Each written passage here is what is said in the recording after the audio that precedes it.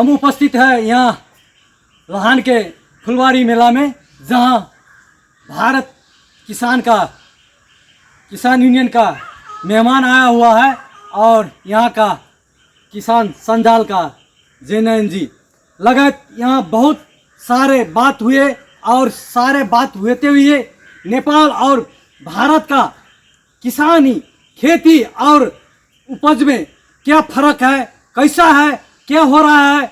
जो भारत का किसान लोग बहुत आगे बढ़ चुका है। क्यों आगे बढ़ चुका है?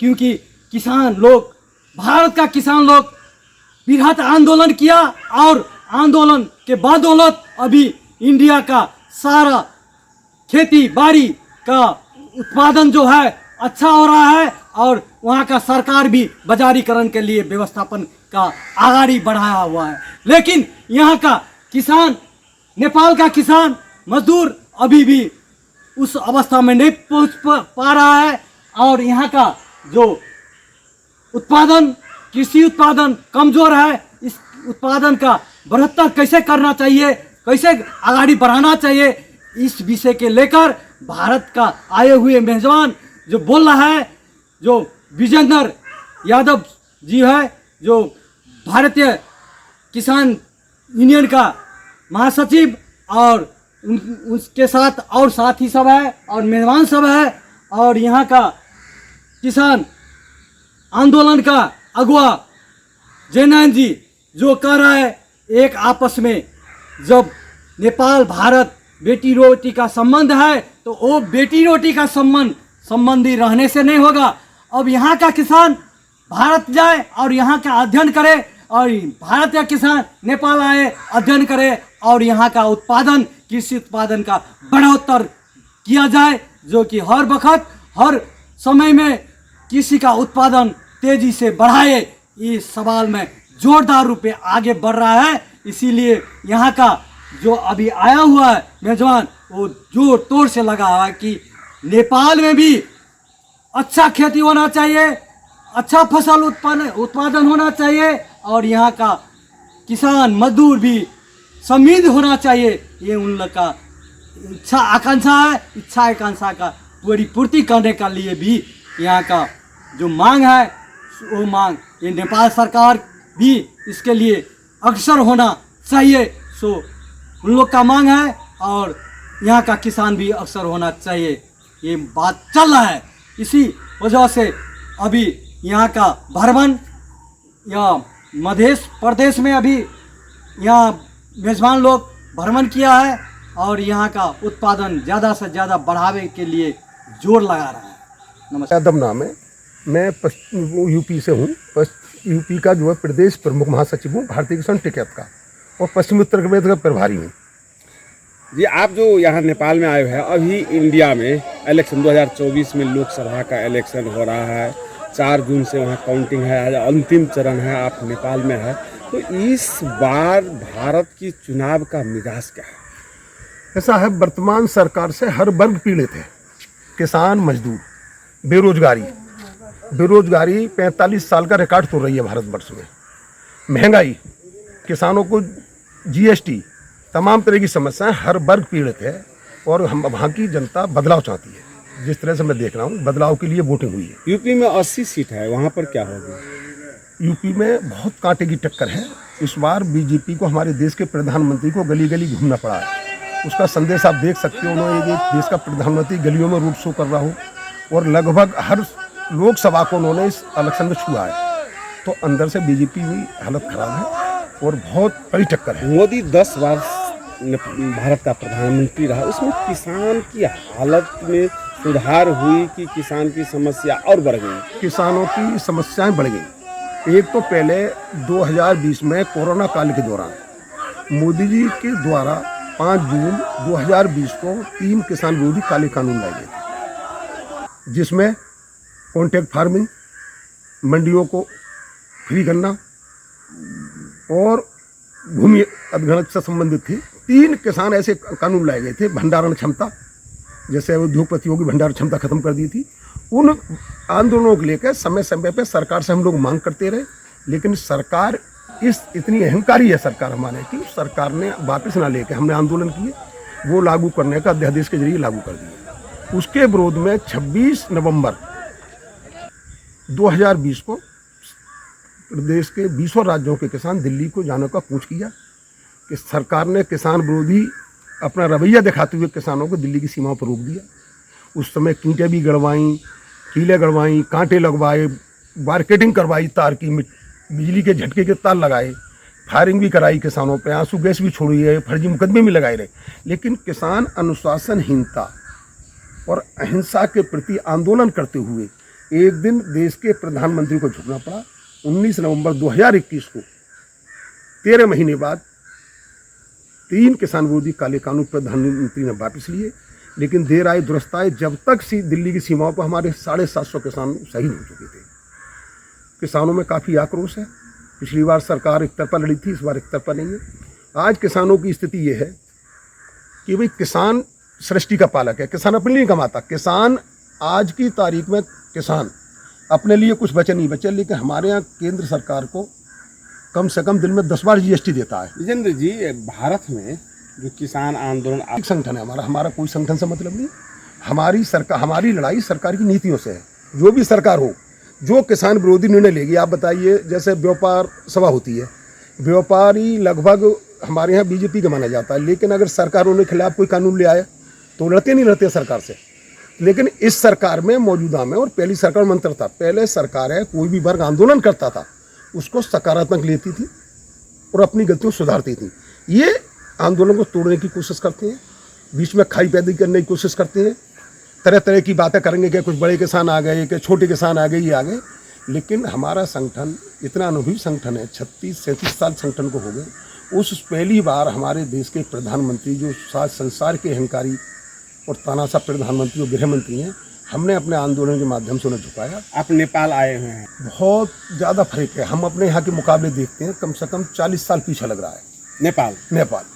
और हमारे किसान भाइयों की, हम गाँवों में भी गए, जिस तरह से स्थिति देख रहे हैं आज हमारे पश्चिमी उत्तर प्रदेश, पंजाब, हरियाणा, मध्य प्रदेश, लगभग 80% उत्तर प्रदेश की स्थिति है कि गरीब से गरीब का भी घर पर छत होगी। लेकिन हाँ, हमारे किसान भाई जिस हालत में रह रहे हैं, बांस की चाली बना रहे हैं, उसी में रह रहे हैं, वो देख के हमें भी कष्ट हुआ।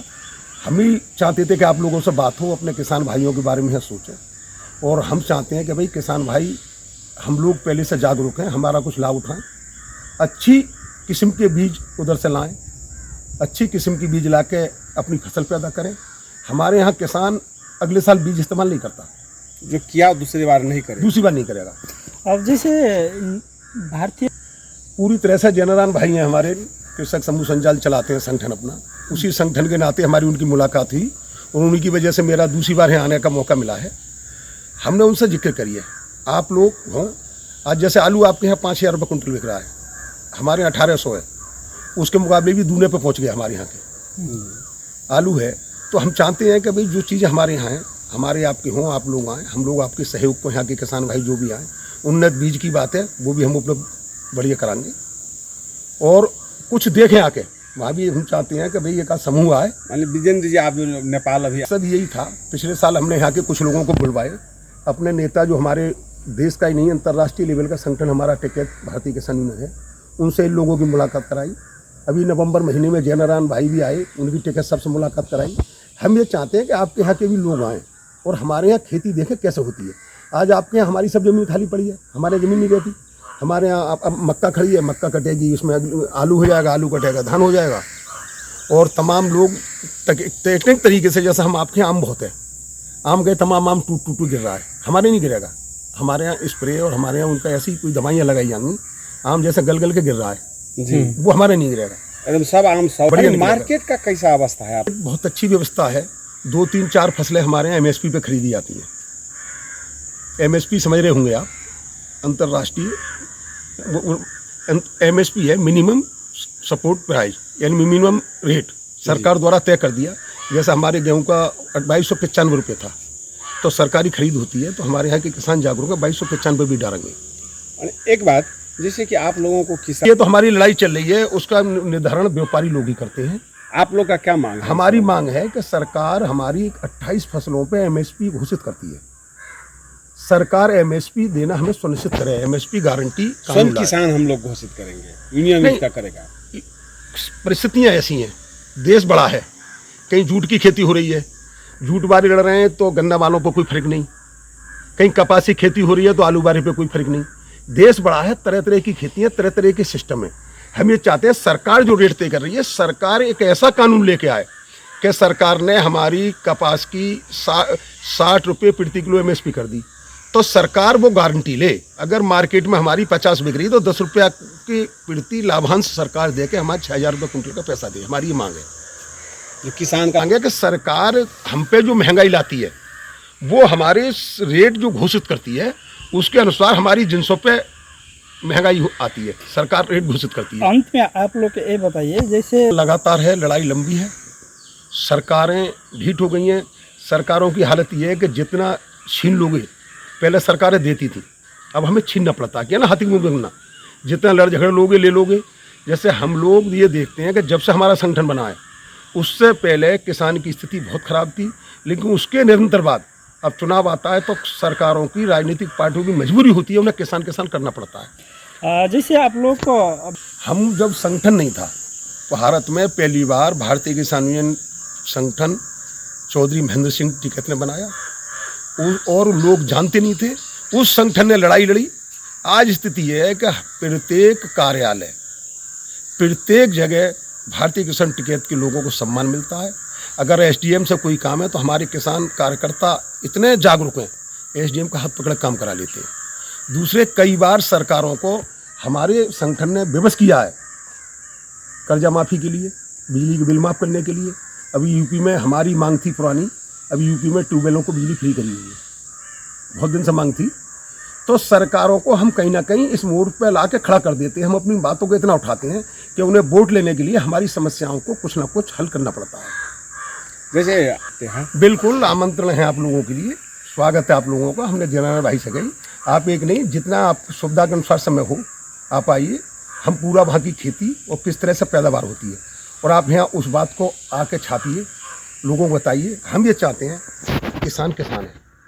आज हमारा जो भारतीय किसान यूनियन है, ठीक है, देश के 60 प्रदेशों में काम कर रही है। यहाँ से भी कुछ लोग हमारे संगठन से जुड़े हुए हैं जो टिकैत साहब के पास जाते हैं। तो हम ये चाहते हैं किसानों की दिशा सुधरे। यहाँ की स्थिति किसानों को देखकर वास्तव में हमें भी बड़ा कष्ट हो रहा था, बहुत दयनीय स्थिति है। चेहरा बता देता है आदमी का इस तरह के, भाई ये कितना परेशान है। आज गांवों की स्थिति ये है कि मकानों के नाम पे बांस की ठाट बने हुए हैं, उसी पर डबल बना रहे हैं। तो और जबकि ज़मीन आपके यहाँ की बहुत बढ़िया है, इस ज़मीन में अगर पैदावारी की जाए तो हमारे यहाँ तो ज़मीन से बहुत कुछ ले चुके हम। ये ज़मीन तो कभी 50 साल अभी बहुत कुछ देने वाली है।